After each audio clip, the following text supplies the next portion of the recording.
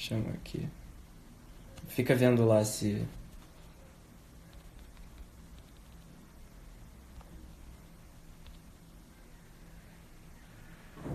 Vamos ver, galera, se agora melhora. Tô com outro aparelho aqui.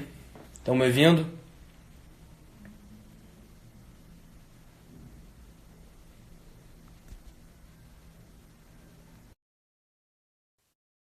Porra, nunca foi tão difícil falar de Nelson Rodrigues, hein? Caraca. Fica vendo de lá. Alô, E aí, Chico, deu uma melhorada agora? agora sim. Agora tá Agora melhor aqui. Eu acho que é porque eu tava fazendo um aparelho que não suporta muito bem o negócio. é provável. Tá na hora de você trocar esse teu StarTAC aí, 97. Nunca foi tão difícil falar de Nelson Rodrigues, Chico. É, vamos fazer um conto aqui. Eu falei pro pessoal que a gente ia fazer o conto O Mudo, tentando, tentando contar a tragédia. Bom, Chico, então vamos começar logo, o pessoal já esperou demais. O pessoal tá todo mundo me ouvindo, não tá travando pra mim aqui, tá sensacional.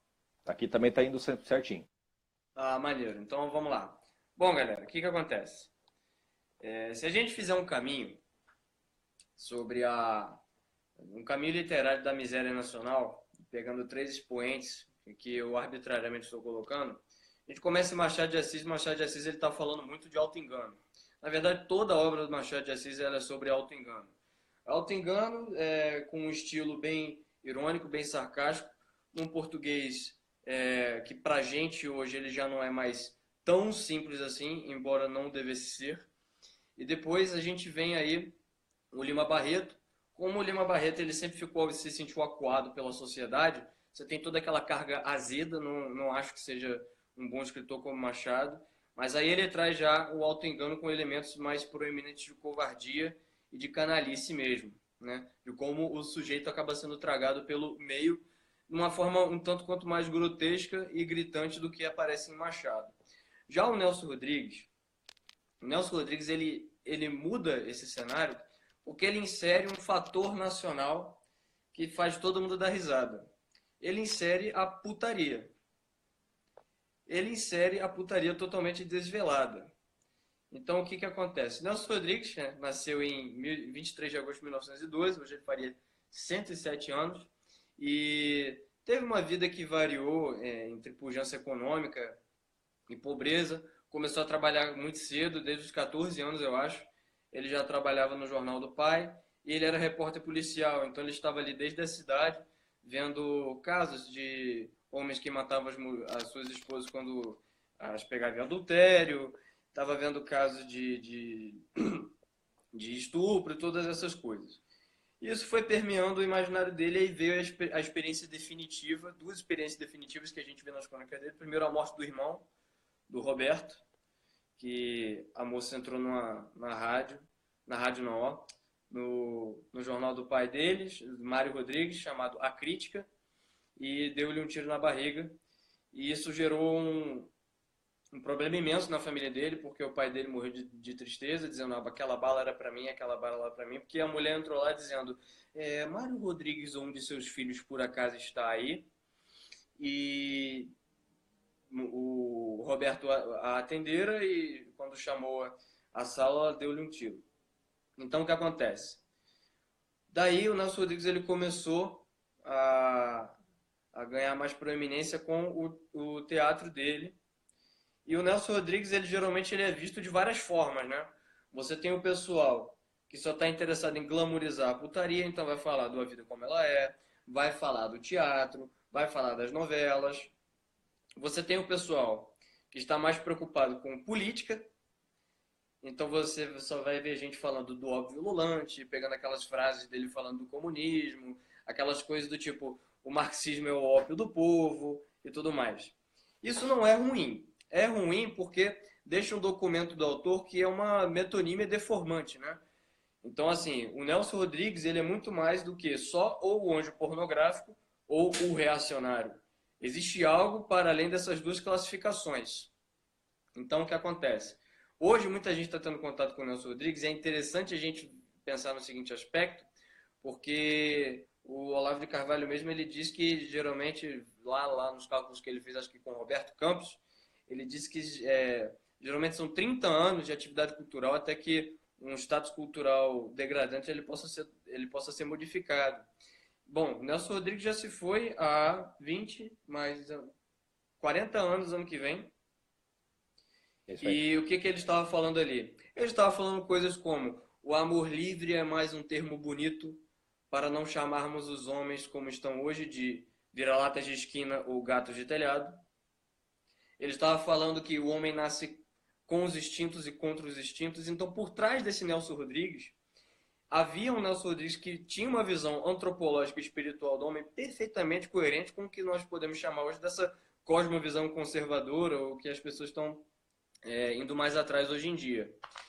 Então, tínhamos esse homem que estava lá falando um monte de verdades, e só hoje nós vemos quão certo ele estava, e acho que por isso que está tendo esse boom de leitores do Nelson Rodrigues, uns preocupados sei lá, combater o comunismo internacional, etc., outros preocupados em simplesmente ler um bom autor, e outros preocupados, que eu acho que, no meu caso, essa foi a principal preocupação que eu tinha e que mais me tocou, Chico, é a habilidade que o Nelson Rodrigues tinha de sinceridade interior, de dizer e falar mesmo.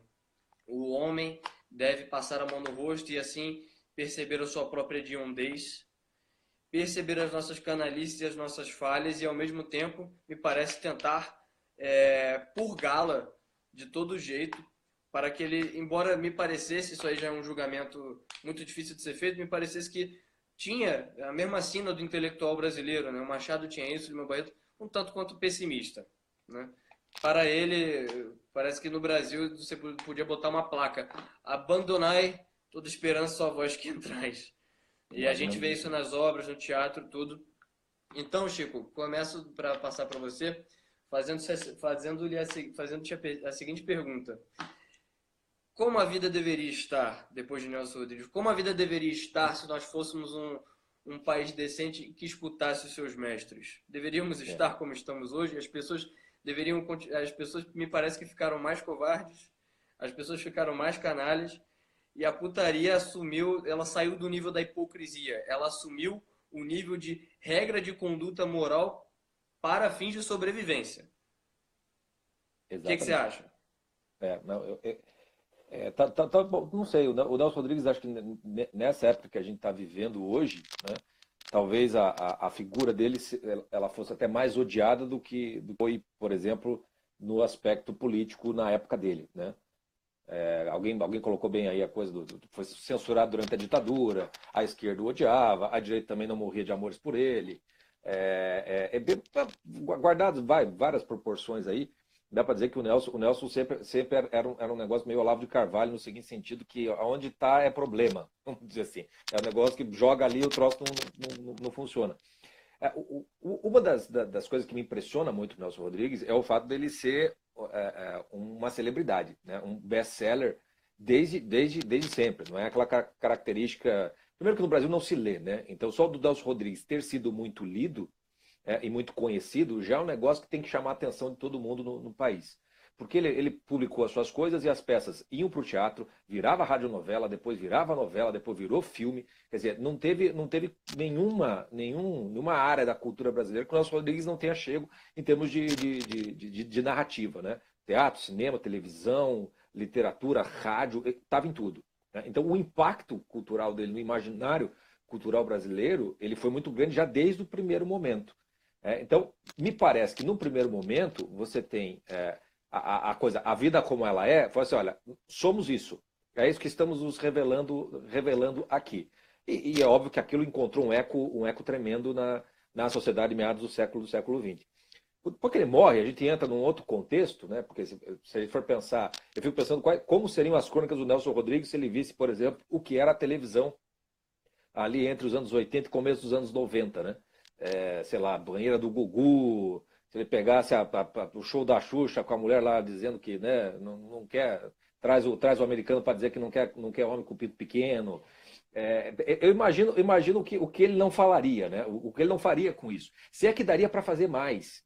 Porque uma das características que eu acho interessantes do Nelson é o fato dele ser exagerado, né? Ele tem sempre não é bem uma hipérbole, mas ele tem que exagerar aquilo. É como se ele precisasse assim, dar tapa na cara para ver se a pessoa acorda de uma espécie de insensibilidade moral meio generalizada na época. Então, muito quando a gente lê os teatros, aquela coisa exagerada, meu Deus do céu, mas para que tudo isso? Assim, se não for desse jeito, você não vai ver o tamanho do buraco que você está metido, essa sujeira que você está enfiado aí. E aí eu fico pensando, o que ele vai fazer com a banheira do Gugu? Né? A gente via o útero da Luísa Ambiel, descia na boquinha da garrafa. Eu acho que ali o Nelson Rodrigues seria verdadeiramente testado na sua capacidade de criar hipérboles e forçar tragédias, etc. e tal. E ao mesmo tempo que teve isso, você tem o rebote, né, do politicamente correto, que vem por fora, por trás e tal, e foi tomando conta e meio que mais ou menos proibindo o tipo de expressão que o próprio Nelson utilizava. Quer dizer, o fato do Nelson ser um ex-covarde, dele colocar a característica da covardia como sendo o principal problema do brasileiro, e é disso que ele está atacando mais do que tudo. Né?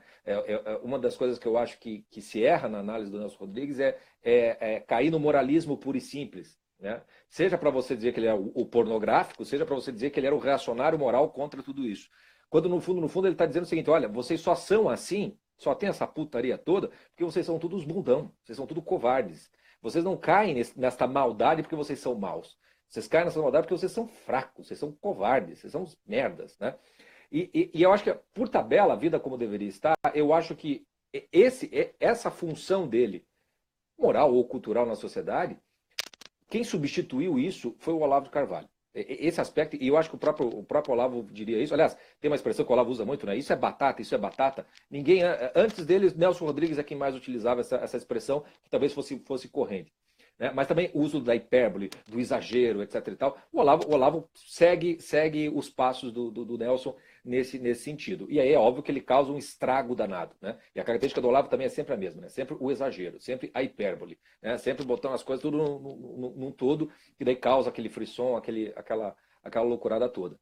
Então, se o Nelson fosse, digamos assim, lido e assimilado pelo que ele queria fazer, nós deveríamos estar hoje, né, com vergonha do Nelson Rodrigues, que precisou escrever aquelas coisas todas. Né? Seria muito mais difícil você conseguir chegar numa espécie de um moralismo muito baixo, né? De você achar que como não, olha, tem a coisa o mito da cunhadinha, né? A coisa do padeiro, do Ricardão, etc, etc, etc. Não haveria a vanglória dessas coisas. Isso não seria tratado como se fosse, né, um arquétipo brasileiro em alguma medida. Se nós tivéssemos realmente entendido eles, nós teríamos começado a ter a coragem para ser alguém. Ser significa simplesmente até aceitar e admitir a própria maldade que a gente comete. Até para poder começar a mudar isso, né? Querer ser um pouquinho melhor do que isso. E aí, uma das coisas que eu acho que a crítica literária ajuda a entender muito, tem muito assim, quando o escritor ele tem, na sua época, ele fala para o seu público, né? O público que ele vive, que ele convive. Tem esse primeiro impacto. E aí quando você tem para aquele público ali, você tem então um tipo de recepção. Né? E com o tempo essa recepção pode modificar, porque a própria sociedade pode ser modificada. Então a impressão que eu tenho é que a recepção do Nelson foi assim, olha, revelou esse negócio. Né? Agora, a nossa alma ela é tão virada, né? tão complicada a alma brasileira, a gente é realmente o do jeitinho, que a gente conseguiu pegar aquilo que era uma espécie de denúncia do Nelson e transformou como se fosse um negócio modelar. Né? Então, aquela coisa, o cara vê aquelas putarias, foi o maior formador de punheteiro de algumas gerações o Nelson Rodrigues, involuntariamente. Por quê? Porque as pessoas focavam nisso. Né? Não porque o Nelson Rodrigues tinha isso, mas porque isso estava na alma de todo mundo. Era isso que você queria prestar atenção só no final das contas. Você não estava prestando atenção na tragédia. Oi? Isso é tão verdade, Chico. Alguém pode achar que você está exagerando, porque, mas como é que o sujeito pode se tornar, sei lá, um masturbador compulsivo, alguma coisa assim, lendo a vida como ela é? Cara, faz o seguinte esforço imaginativo. Tem uma entrevista do Nelson Motta, que ele fala, quem já leu a vida como ela é, você vê que são contos muito curtos e com, assim, para a época, uma linguagem simples. Hoje alguém pode ter dificuldade, porque, enfim, né? Somos os filhos do socioconstrutivismo. Mas o Nelson Motta, ele na entrevista, ele fala, cara, a gente ficava na banca de jornal, esperando a banca abrir para comprar o jornal do Globo, para pegar o próximo A Vida Como Ela É. E a gente lia aquilo ali junto, eu e os meninos, a gente tinha uns 20 anos, um grupo de jovens entre 15 e 20 anos, e todo mundo se deliciava, a gente ficava esperando, tal. Isso era o brasileiro, né? Estava lendo aquilo sem entender exatamente o que estava sendo mostrado. Estava pegando somente o aspecto mais imagético, vamos dizer assim, do que estava se consolidando aquilo ali. Ele é um sujeito pornográfico, né? Ele está nos dando o que a gente precisa para ir para o banheiro. Basicamente foi isso. Para boa parte, né, das pessoas, não todo mundo. Mas eu acho que isso é o que entrou no imaginário coletivo de algum modo. Né? Então, Foi. dado... Oi? Foi sim. Outro exemplo disso, eu estava visitar meus parentes no Rio agora, e meu tio Mário me viu com Memórias da Menina Sem Estrela em cima da mesa. Aí ele veio brincar comigo, dizer, toma cuidado, hein? Se te pegarem lendo isso daqui, você vai ser excomungado. Aí é o típico paradoxo, né? Porque você não assume a imoralidade, vamos dizer assim, o vício, né? O defeito, né? E ao mesmo tempo, justamente porque você não admite isso, você precisa construir uma imagem mais virtuosa, né? Uma coisa mais... Está recheado no Nelson disso, né? A aparência de virtude com um vício por fraqueza, né? Que você cai naquilo e não...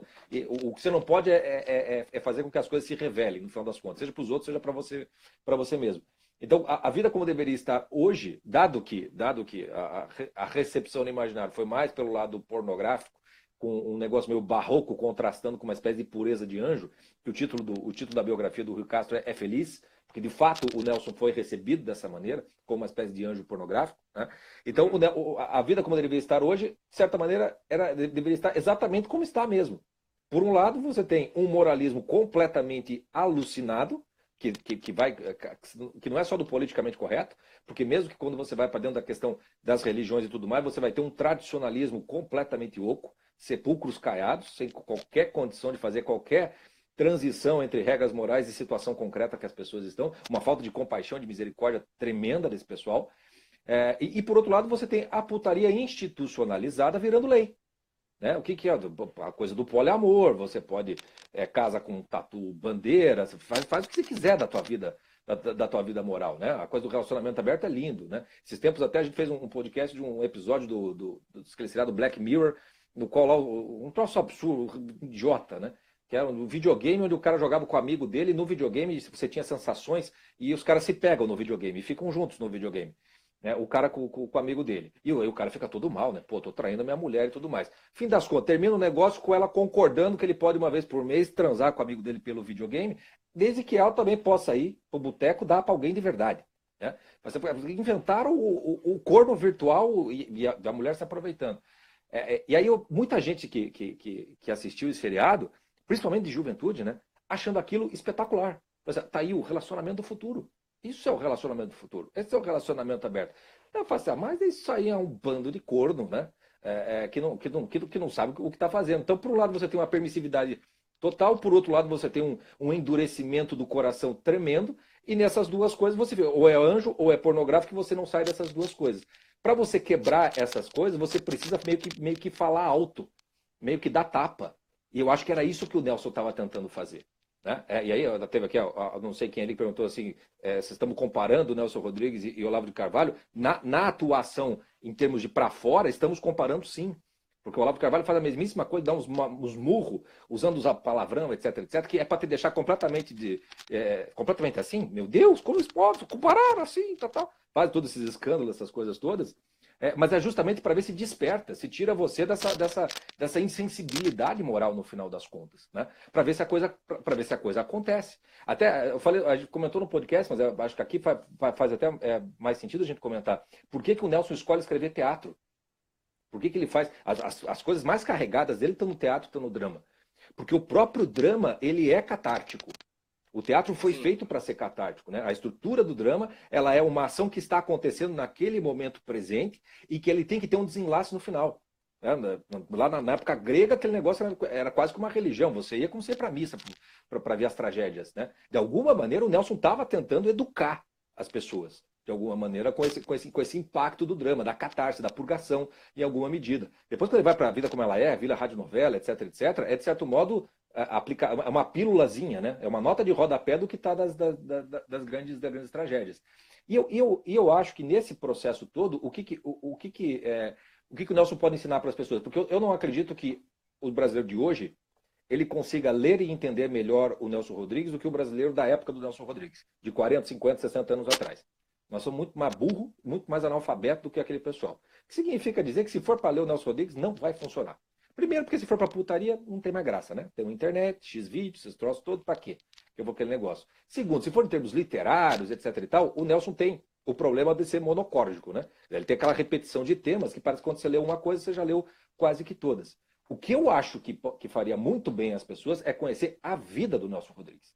A partir da biografia dele, você vê o que é que ele estava realmente fazendo com a sua obra. E essa aproximação, é o que eu digo para todo mundo, mas se for para começar a ler o Nelson Rodrigues, apesar que muita gente acaba não gostando, mas para mim, a parte que me encanta completamente, que me compra, é as crônicas de futebol. Porque ali você vê um sujeito muito apaixonado por aquilo e trazendo um mundo de referência cultural para transformar um Fla-Flu num evento apocalíptico entre anjos e demônios. É um negócio lindo, né? E as pessoas se encantam sem entender por que estão se encantando. Uma marca do Nelson Rodrigues é que se você pegar uma crônica dele, os períodos são curtíssimos, as palavras não são tão rebuscadas, ele repete termos o tempo inteiro, ou seja, se você for tentar escrever como Nelson Rodrigues hoje para um professorzinho de redação no colégio, ele vai odiar. Porque existem vários tabus, né? Você não pode usar a primeira pessoa, você não pode repetir termos. Cara, isso era só o que o Nelson fazia. Uhum. Se você pegar a arte poética de Horácio, um dos princípios que tem lá para que algo seja belo é você ser sutil e econômico. O Nelson Rodrigues ele era só sutil e econômico. Olha a profundidade de uma frase como o brasileiro só é solidário no câncer. Essa é espetacular. Meu Deus, isso é maravilhoso. Isso é maravilhoso. Você estava falando aí, Chico, que eu já ia entrar nesse ponto. Para mim, alguém perguntou aí sobre por que a alcunha de Flor de Obsessão. Por causa exatamente disso. O Nelson, ele era tratado como obsessivo, ele mesmo se confessava como obsessivo, porque ele ficava muito escandalizado com o rumo que a moralidade nacional estava tomando.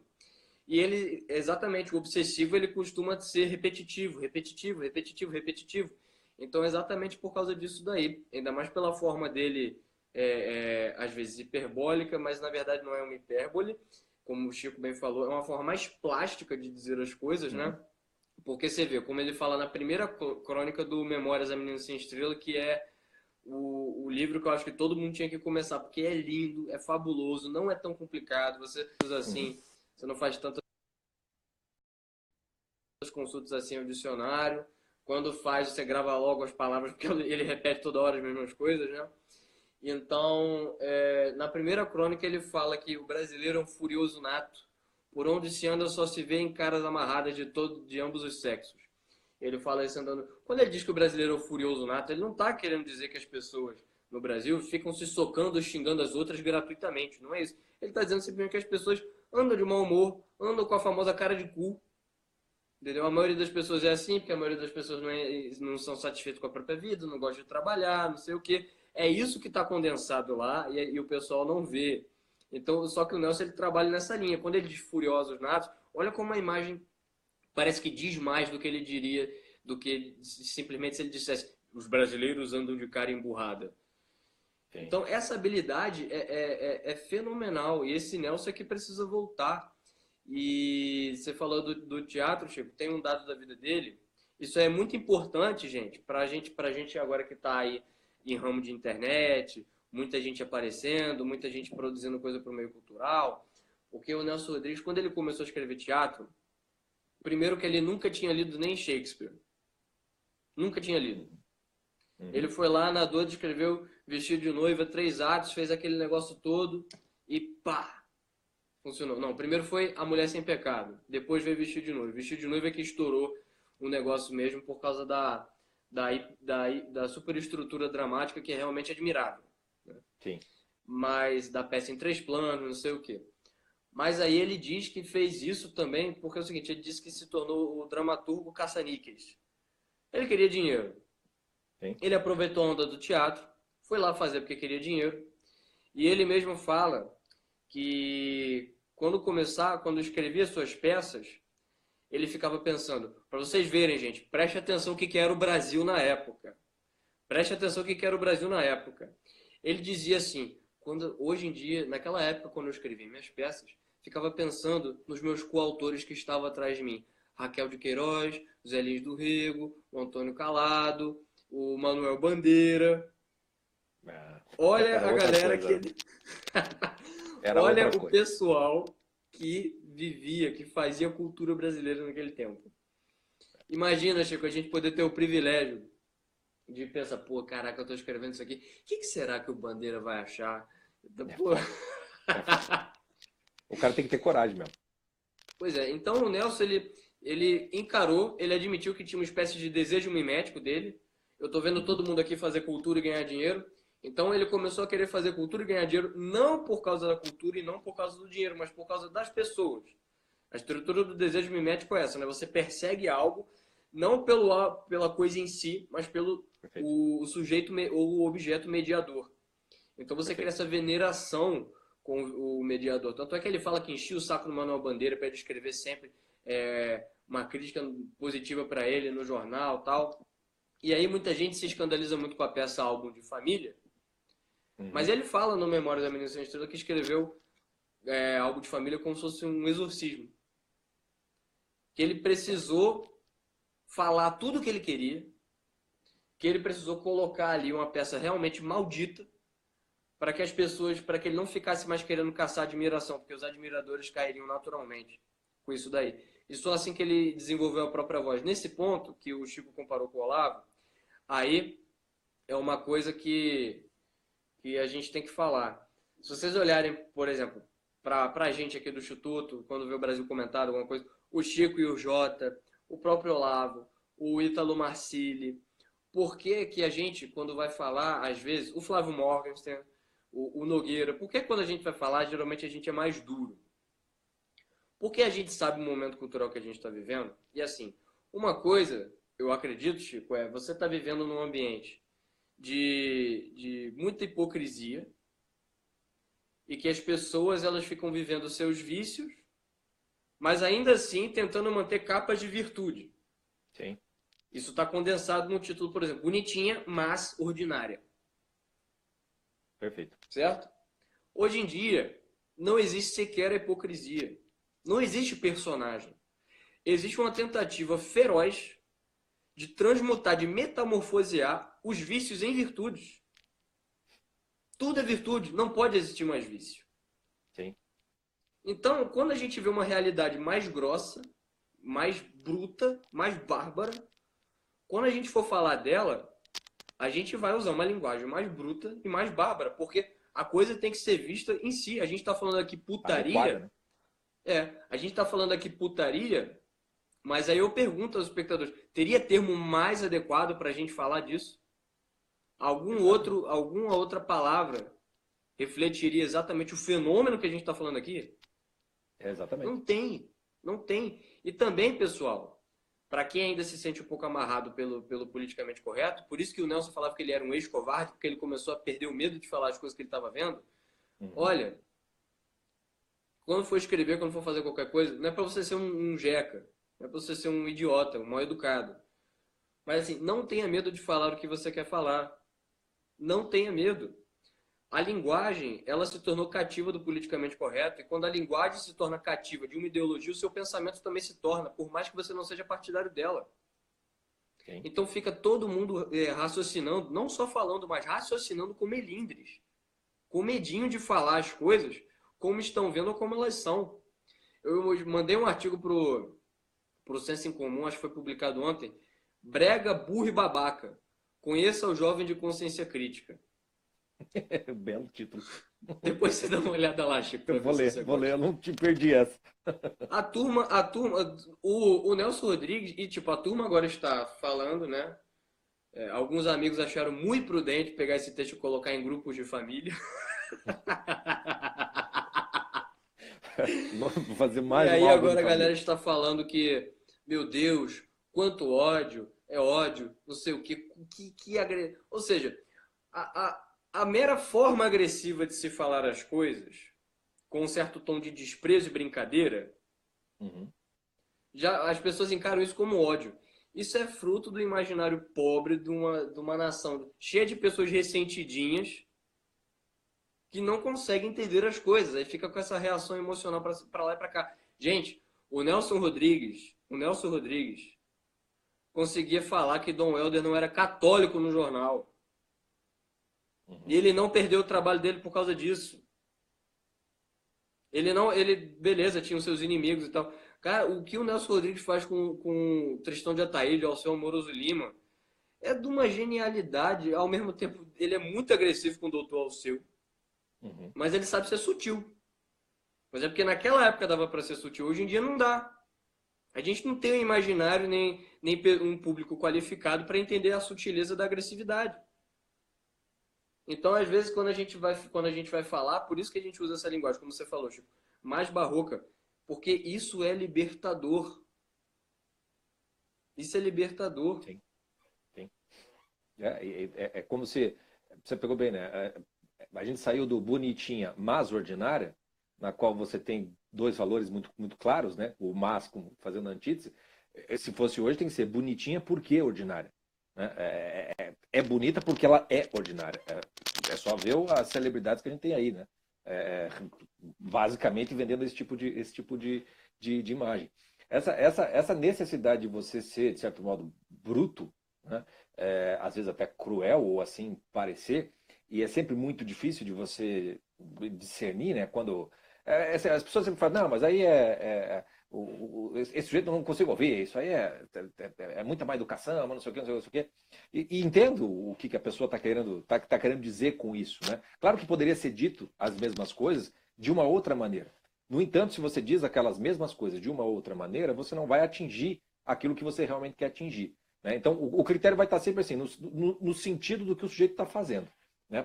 O que ele está fazendo com aquilo. Quando você pega o Nelson, muita coisa dele parecia muito gratuita.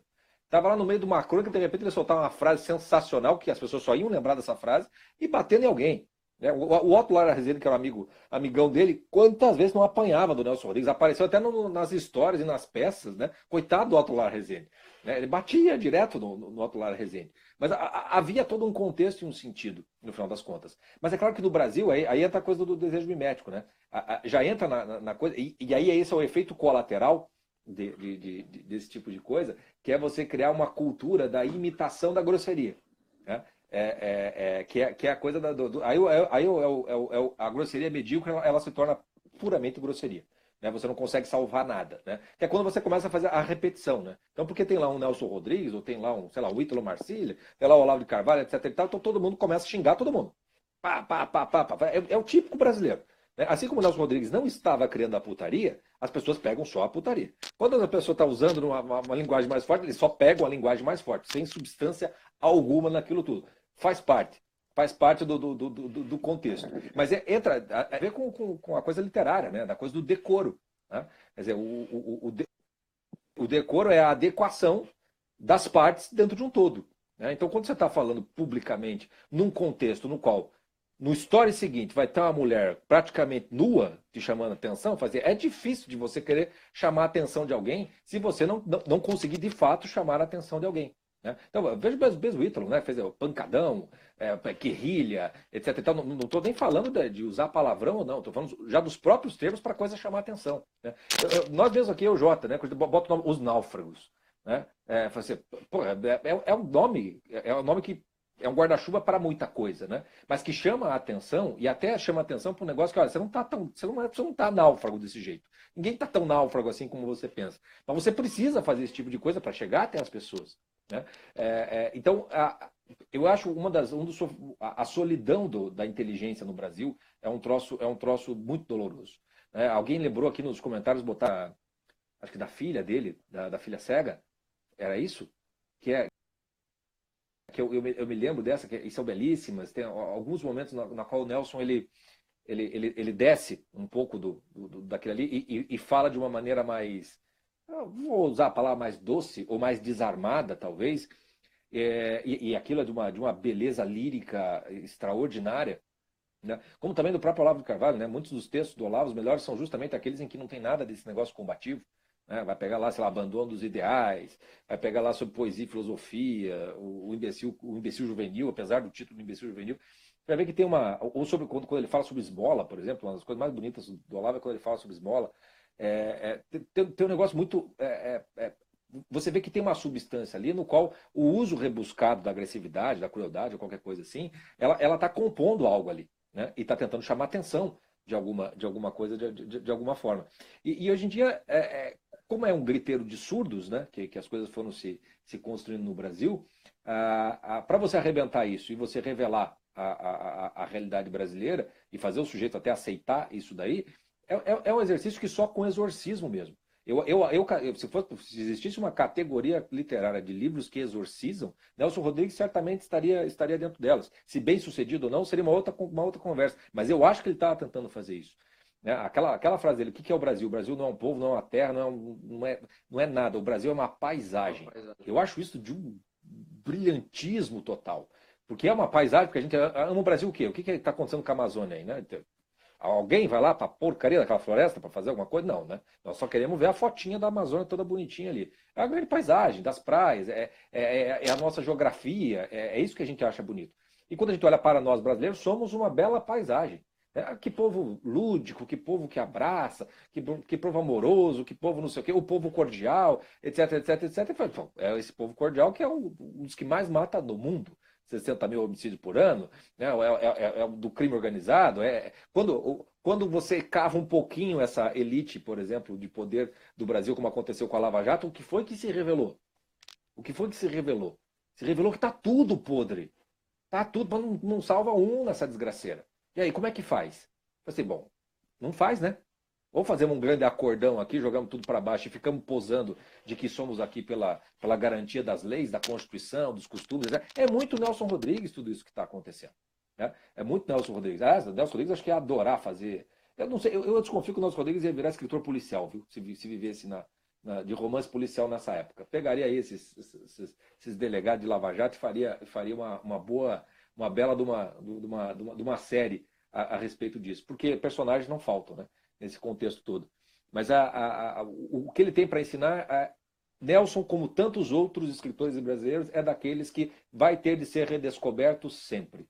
Porque dificilmente no Brasil as coisas dão frutos e dão continuidade. Então ele, como o próprio Machado de Assis, né? Machado de Assis é sobre o auto-engano, é a coisa da ironia, é a coisa do vazio. Se a gente pegar Dom Casmurro, do Machado de Assis, quando está lá o Bentinho falando assim, estou escrevendo esse livro aqui porque tudo que me importa é atar a adolescência à velhice, porque no meio dessas duas coisas não há absolutamente nada. Quer dizer, é uma vida de paisagem, no final das contas. Isso se repete, se repete, se repete. E o Nelson Rodrigues é aquele que fala assim, ó, isso é uma merda. Basicamente é isso que ele está fazendo.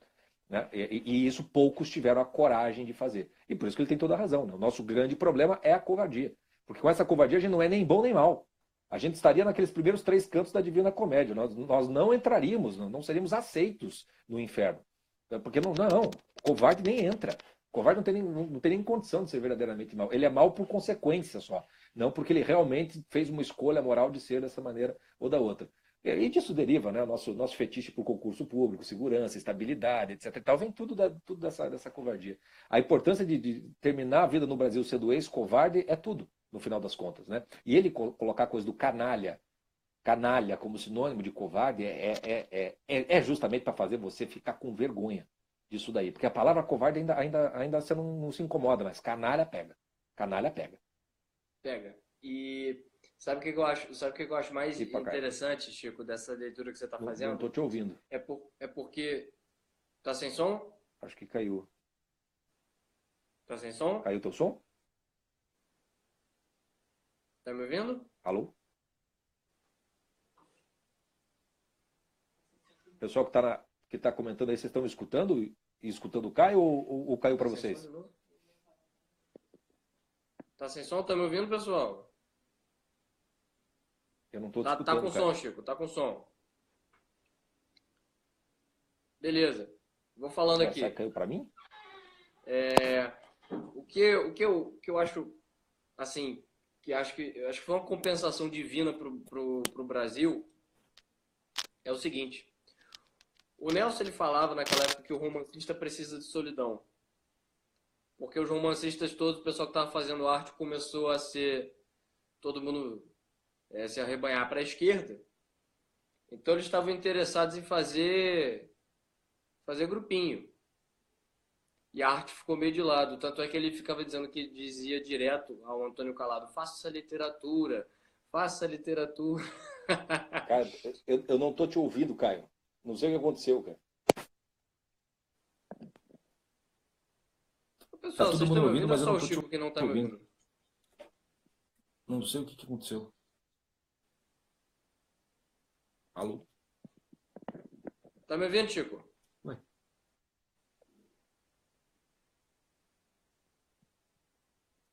Eu vou sair e vou voltar na live para ver. Pera aí. Fica Beleza, aí. beleza.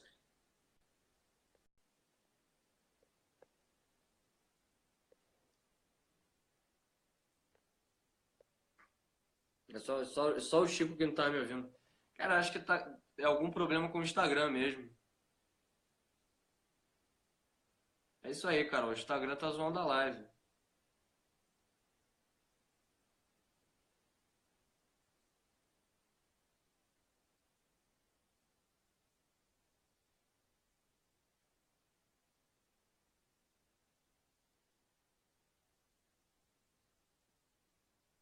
Aí, tá funcionando? Agora eu tô te ouvindo de novo. Você, de Ah, repente. beleza, beleza. Chico, ó, o Pedro Paulo Vieira já mandou aqui umas 4 vezes, é porque estava em outro assunto e eu não queria responder. Mas ele está perguntando, o que ele quis dizer com a frase todo canalha é magro? O que você acha, Chico? Eu acho que ele fala isso em mais de um contexto, se eu não me engano. Eu não vou me lembrar exatamente o contexto, mas como é que você Eu vai lembro que ele entender? fala isso no casamento. Ah, O pai da menina lá, quando ele tira a roupa e vai se olhar no espelho e tá se trocando, ele fica pensando como ele é magro, e aí ele fala como todo canalha é magro e tal. tá. Eu acho que tem uma crônica que ele também volta a falar sobre tipos de canalha. Mas é aquela coisa, se você for pegar como uma afirmação direta, né, ela vai soar completamente absurda, né? Todo canalha é magro. Isso não faz o menor sentido. Então você vai ter camadas aí de possibilidades de você interpretar isso de alguma maneira. Então, se você vai fazer análise dentro do contexto da história, né, do casamento, né, do todo canalha é magro, uma das coisas que o Nelson faz muito é assim, o brasileiro ele não consegue dizer a verdade de maneira direta. Então ele precisa se apegar a algum elemento analógico que permita a ele, mais ou menos como nas fábulas, contos de fadas, para que ele possa, assim, por exemplo, se o mal vier na forma de um bode, né, de um dragão, de um leão, eu aguento lidar com aquilo ali. Agora, se vier na forma de eu mesmo na frente do espelho, eu não consigo.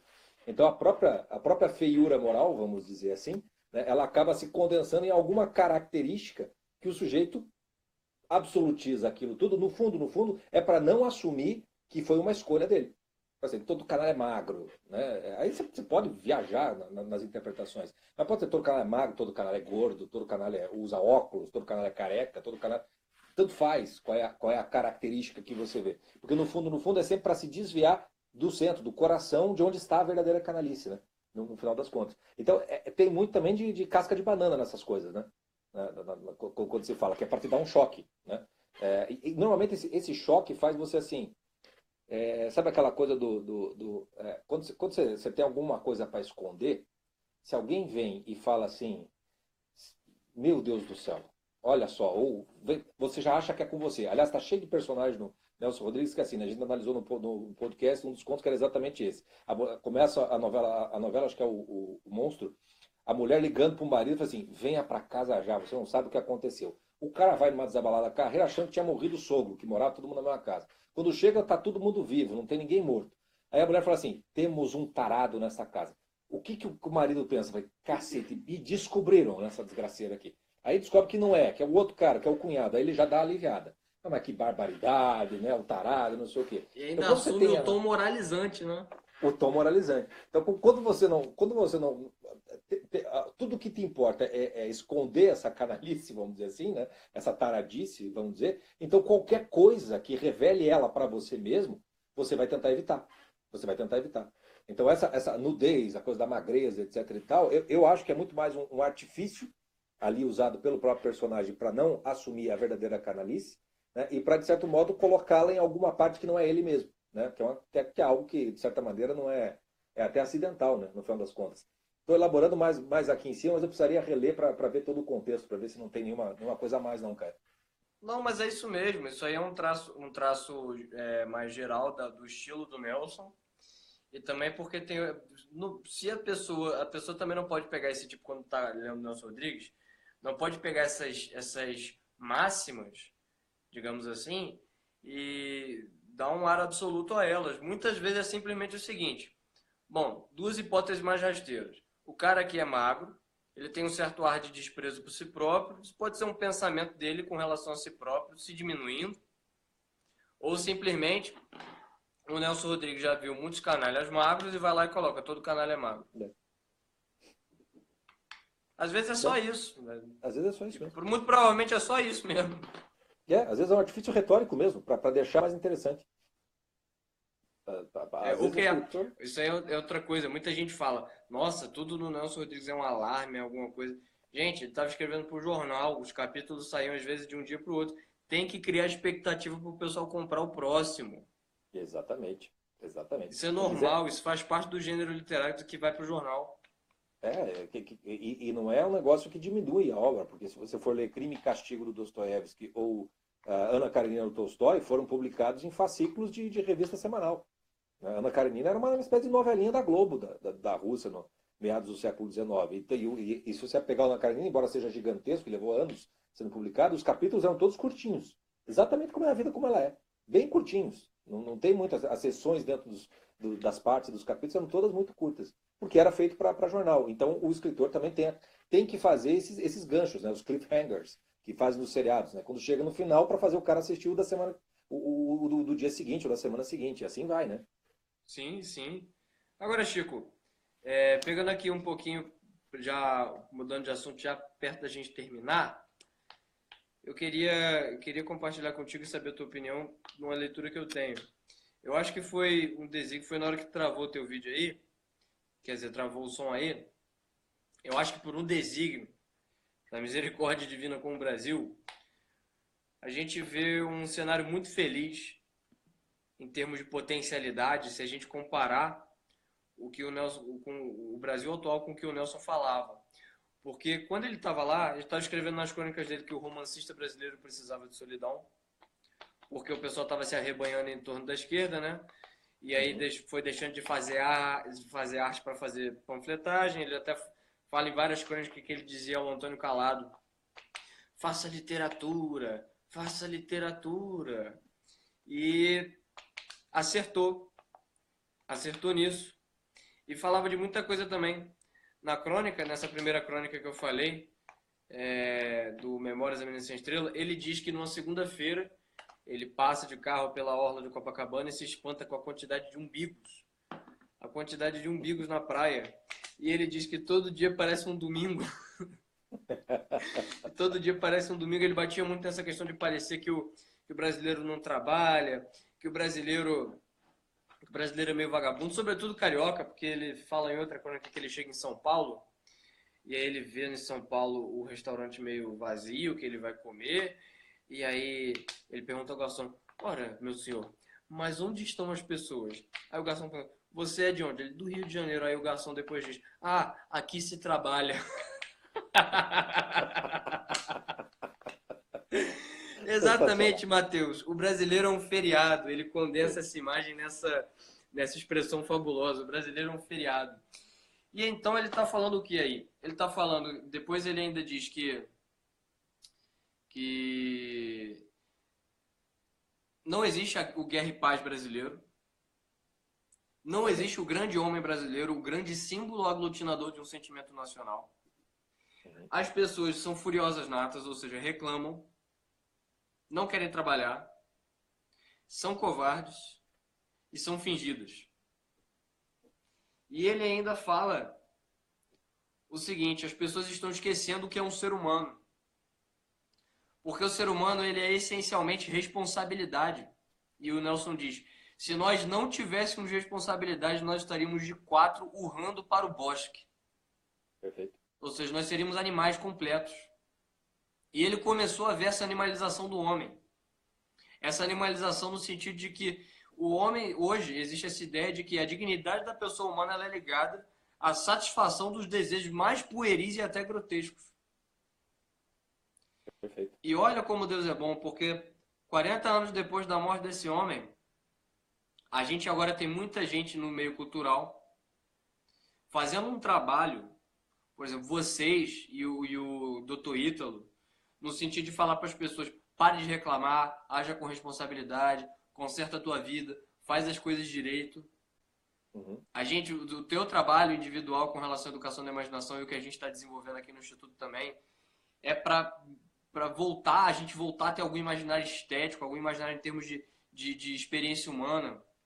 O grande homem brasileiro, aquele o cara que aglutina a personalidade histórica, de fato. Uhum. Agora nós temos aí, que eu estou vendo, pelo menos dois, né? Um intelectual e um presidente. Uhum. Considerando a situação toda do Brasil, só adquiriram, chegaram na fase já de personalidade histórica. Sim, com certeza. Então eu vejo que as pessoas hoje estão falando em responsabilidade, as pessoas estão pensando já. Eu acho que o negócio chegou num nível tão grande de degradação, e é por isso que eu falei para ti, Chico, que eu acho que a nossa geração, e aqui eu misturo a minha com a tua, porque tem uma diferençazinha da nossa idade, né? Mas sobretudo a nossa geração é essencialmente rodriguiana, porque ela é essencialmente dostoiévskiana. Sim. Nós vivemos com ódio de tudo, ódio de todos, vivendo de satisfação em satisfação, na putaria mesmo. Olha, quando eu tinha 15 anos, cara, hoje o pessoal deve ter inventado novas tecnologias mais interessantes se você ter 15 anos. Mas na época que eu tinha 15 anos, o que era ter 15 anos? Já era você sair por aí, você beber, você transar, você ser o gostosão, você ficar encerrado ali na camada 4, você ser um bichinho. Imagina como é que tá essa galera hoje, porque na minha época ainda, pelo menos assim, eu tinha 15 anos e escutava, sei lá, Coldplay, Oasis, que não é nem nada altíssimo, mas a galera tá ouvindo Anitta, porra. Sim. A galera tá ouvindo Pablo Vittar, cara. A galera tá falando de direito de criança trans. A loucura só aumenta, né? Só aumenta, parece que acabou tudo. Então, assim, a gente brincou tanto, a gente fez um verdadeiro inferno aqui, que é por isso que tem muita gente agora buscando as coisas santas. Eu tenho um monte de amigo meu que chega, vê o casamento dos pais, a gente vai sentar, tomar uma cerveja e conversar e falar: cara, quando eu casar, sabe o que eu quero fazer? Eu não quero repetir o destino dos meus pais. Sim. Eu quero ter uma família de verdade, eu quero educar. O que é o movimento do homeschooling e tal, e toda essa questão de formação do imaginário, se não as pessoas percebendo que não é que existe algo errado com a esquerda, não é que existe algo errado com o Brasil, as pessoas percebendo que existe algo errado com a própria consciência. Perfeito. As pessoas pensando: porra, eu sou um ser humano, será que eu realmente estou só limitado a isso aqui? Essa é a minha única possibilidade? É isso mesmo. Então, assim, eu imagino que o Nelson, se tivesse vivo, ele ficaria muito escandalizado com as coisas como elas estão. Mas ele também ficaria muito feliz, e se Deus quiser, ele está na glória eterna. E de lá ele deve estar muito feliz sabendo que eu avisei o pessoal, não me escutaram, mas Deus foi muito bom e deu personalidades a essa nação que podem botar coisas no estilo de novo. Agora no Brasil, a gente pode ter seres humanos, de verdade, pessoas virtuosas. Tenho certeza que daqui a uns 20 anos, com todo esse trabalho seu de formação do imaginário, o trabalho do professor Falcão do letramento, o trabalho do professor Olavo, nós vamos ter personalidades. Eu tenho fé que vai acontecer o Guerra e Paz brasileiro. Também Eu acho. tenho fé Também que a acho. gente vai largar esse negócio. Todo esse lance da Amazônia é o complexo de vira-lata do Nelson Rodrigues. Total. É a Total. ideia que a gente não consegue cuidar de nada. Nós somos uns cachorrinhos que precisamos de que alguém venha nos apacentar. Que porra é essa? Exatamente. É exatamente isso. Sem dúvida nenhuma. Então, Chico, não é como a vida deveria estar. A vida brasileira está igualzinho estava no tempo do Nelson Rodrigues, simplesmente com o desenvolvimento que já estava ali em É, curso. E tá assim porque, gente, o problema não é. A gente tem que parar com essa idiotice de falar só, o problema é a esquerda, o problema é a mesquinharia do Brasil, o problema é 27,5% de imposto de renda. Não é, cara. O problema não é esse. O problema é a gente. Olha as pessoas que eu falei, Machado, Lima Barreto, o Nelson, todo mundo só tá falando de mesquinharia. A alma exatamente. nacional ela é condensada nos símbolos literários. Se os nossos símbolos literários eles sempre giram em torno das coisas baixas, é porque nós somos um povo vil e baixo. Exatamente isso. A única É o coisa boa inverso. que o Nelson falava do Brasil, assim, muito, fora o ufanismo geográfico, que ele dizia, a Argentina não tem uma vista chinesa. Mas ele dizia que, uma coisa que o Meira Pena diz, que nós somos uma sociedade lúdica, que ele diz, o brasileiro faz piada até em velório. O brasileiro é muito animado, o brasileiro sempre faz piada. E isso é um traço nosso, você vê. Porque uma das coisas que o Bolsonaro com certeza se elegeu foi piada, tiozão. Sim, E com como é que a gente certeza. está fazendo agora para acabar com a moral dos anti-humanos? Troça, como diz o Leão Barreto, troça até que tudo cai pelo ridículo. Quando Exatamente. vem gente falar para mim que aquele meu texto lá, o Brega Burro e Babaca, é fruto de ódio, eu, pô, você está se achando muito importante, não é ódio. Se você olhar todo o texto, é um tom de desprezo. Uhum. Eu não levo nenhum desses caras a sério, porque eles não são para ser levados a sério. Quem fala em criança trans não é para ser levado a sério, porra. Com certeza. Não Quem é fala mesmo. em poliamor, quem fala em incesto como expressão genuína do amor, não é para você levar esse cara a sério. E é isso mesmo. Eu acho que assina embaixo que você tá dizendo, e eu acho que as nossas gerações, elas têm que plantar, né? Nós não vamos colher absolutamente. Nós temos que plantar e, de certo modo, proteger a plantinha para ver se a coisa cresce depois. Porque quando você olha para todo esse panorama, de fato, você vai ver uma literatura que só tem temas baixos, né? Mesquinhos, coisa pequena. Né? A gente olha como a nossa literatura é pobre. Eu falei, não é que a nossa literatura é pobre. Nós somos desse jeito. E, portanto, a literatura será um espelho, um reflexo disso. Não tem como escapar. Eu sempre disse, você quer ver onde está a virtude, onde tem grandes homens no Brasil? Eles têm. Só que o nosso símbolo com relação a esses grandes e essas virtudes, ele é o símbolo de quem escreve na areia e a água do mar apaga. Para mim, o grande símbolo da literatura brasileira é São José da Anchieta, escrevendo seu poema para a Virgem Santíssima, na areia da praia, preso pelos índios, indo todo dia escrever, mesmo sabendo que a maré apagava, para decorar aquele poema, para depois, se um dia ele fosse solto, poder botar aquilo por escrito. E isso aconteceu, esse poema existe e ele está aí para ser conhecido. Mas simbolicamente falando, toda a grande virtude do brasileiro, a tentativa de ser melhor, etc. e tal, é como escrever na areia. A água do mar vem de noite e apaga tudo. E você vai lá e volta e escreve de novo. Ela vem e apaga, escreve de novo. E essa é a história da literatura brasileira. A história do Brasil, dos grandes homens. Eles aparecem e são apagados, esquecidos, jogados na lata do lixo. Por que é isso? Porque somos canalhas. Porque somos covardes. Porque a gente prefere o baixo, a gente não quer o alto. Se deixar o alto, vai ficar mostrando o quão baixo nós somos. Então vamos deixar a coisa do jeito que está. E eu acho que hoje, de fato, uma das coisas que me dá esperança é, de fato, ter bastante gente por aí falando das coisas mais básicas possível, que é tome responsabilidade pela sua vida, pela sua circunstância atual que você tem hoje, sem querer grandes concertos do mundo, né? Conserte você, a sua vida, tente ajudar o próximo, que a partir disso a gente começa a construir alguma coisa, né? Mas fora disso não vai. Né? E sempre, claro, tomando cuidado para não cair na ideologização, né? Não rebaixar tudo na questão política, que era algo que, por exemplo, o Nelson fazia. Né? Quando eu chamava ele de reacionário, ele dizia, eu sou reacionário mesmo, reajo a tudo que não presta. Quer dizer, ele já, a resposta dele foi assim, eu não sou esse reacionário que você está achando que eu sou. Né? Eu não estou dizendo que teve uma coisa melhor no passado. Eu falei, não, estou dizendo que eu tô uma bosta, entendeu? E continua uma merda, eu vou continuar sendo contra tudo isso daí.